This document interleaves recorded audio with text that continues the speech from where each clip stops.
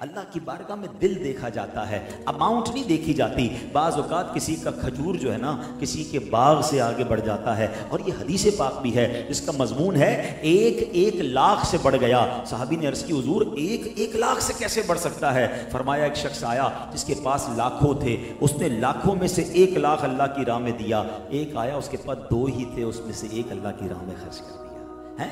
50% ہو گیا نا۔ 2 روپے والا اگر 1 روپیہ دے دے اللہ کی راہ میں، اس نے تو اپنا 50% دے دیا۔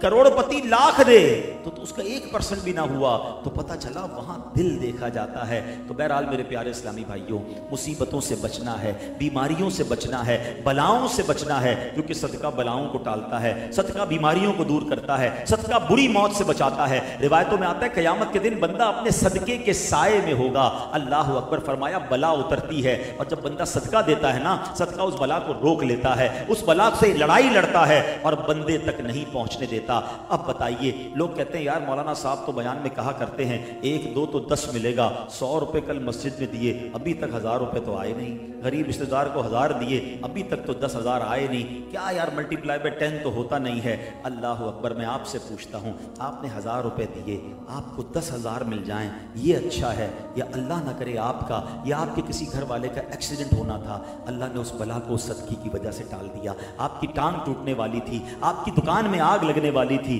رب نے اس صدقے کی برکت سے، اس صدقے کی برکت سے وہ بلا ٹال دی۔ ارے میں اور آپ جو خیریت سے جی رہے ہیں نا، بڑی بیماریوں سے بچے ہوئے ہیں، اللہ نے خوشحال زندگی دی ہے، بڑے مسائل نہیں ہیں۔ جاؤ کبھی ہاسپٹل میں، میں کل جنا ہاسپٹل رات گیا تھا ایمرجنسی وارڈ میں، یقین کریں میں بجھ سا گیا جو میں نے وہاں لوگوں کا حال دیکھا، جو بیماری کا حال دیکھا، عجیب عجیب بیماریاں، عجیب عجیب پرابلم ہیں، 17-18 سال کے نوجوان بھی بستر پر پڑے ہیں۔ بندہ کہے میں ساری زندگی اسی بات کا شکر ادا کروں کہ یا اللہ تو نے مجھے بڑی بیماریوں سے بچایا، آج میں ہاسپٹل کے بستر پر نہیں سویا، آج میں اپنے گھر کے بستر پر سو رہا ہوں، آج میں اپنی مرضی سے واش روم گیا ہوں، مجھے کوئی نالی نہیں لگائی گئی ہے، آج میں اپنی مرضی سے کھا پی رہا ہوں، مجھے ڈرپ کے ذریعے نہیں کھلایا جا رہا ہے۔ ارے صرف انہی نعمتوں کو دیکھ لو تو پھر ناشکری ختم ہو جائے گی۔ مجھے اور آپ کو رب نے بہت دیا ہے، اللہ نے مجھے آپ کو بہت نوازا ہے، خدارا شکر والی زبان لاؤ، ناشکری سے باہر آ جائیں اور صدقہ خیرات کرتے رہیں۔ ویسے بھی یہ جو دور ہے نا،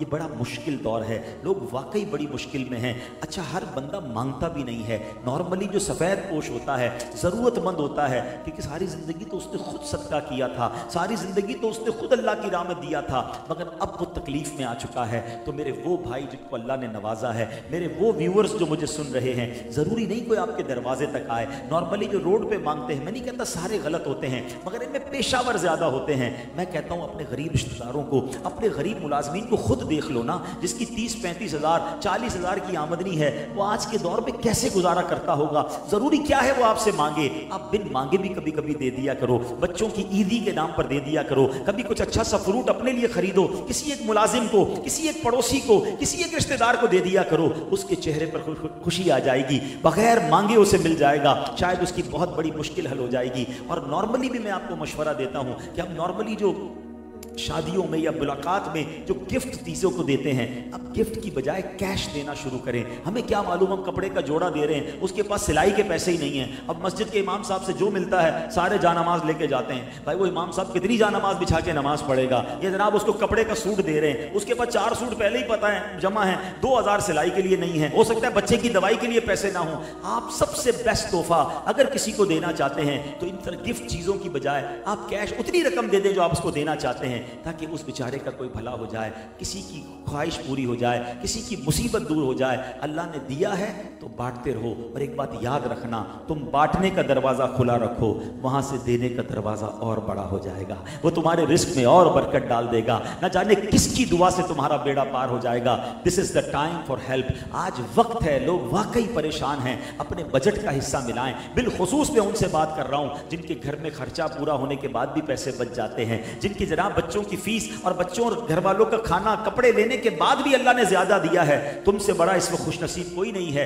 کہ پہلی تاریخ سے پہلے تمہیں کوئی ٹینشن نہیں۔ پوچھو ان سے جو بیچارے تنخواہ والے ہیں، 15-20 تاریخ کے بعد ہر بار پیسہ پرس سے نکال کے گنتا ہے، بچے کو دوں گا تو بیوی کو کیا دوں گا، بیوی کو دوں گا تو پیٹرول کیسے ڈالوں گا، دوائی کہتا ہے اگلے ہفتے لے لوں گا۔ خود میڈیکل اسٹور پہ میں نے دیکھا ہے، لوگ آتے ہیں دوائی کی پرچی دیتے ہیں، جب وہ دوائی نکال کر بل دیتا ہے تو پھر کہتے ہیں یہ 2 دوائیں یہ کم کر دو، ذرا 4 ٹیبلٹ یہ کم کر دو۔ بندہ سوچتا ہے یار بیمار بھی ہے, دوائی بھی لے جانی ہے, مگر دوائیں کم اس لیے کروا رہا ہے کہ پورے پیسے نہیں ہیں. ارے اللہ دل دے تو یہ مانگیں گے نہیں لوگ. یہ وہ سفید پوش لوگ ہیں جنہوں نے کبھی زندگی میں کسی سے نہیں مانگا, مگر بن مانگے دینے کی عادت ڈالو, بن مانگے تحفہ دیا کرو.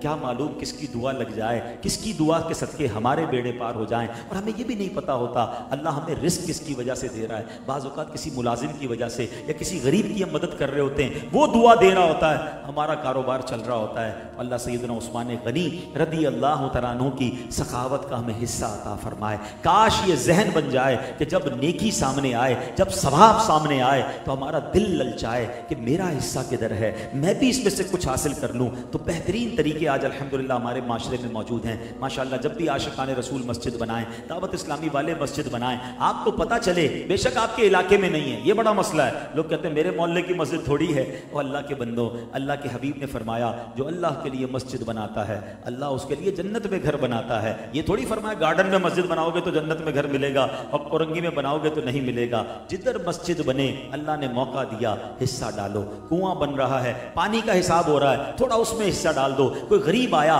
بے شک تھوڑی بہت مدد کرو. کیا پتا میرے اس تھوڑے حصے سے میری بڑی مصیبتیں دور ہو جائیں.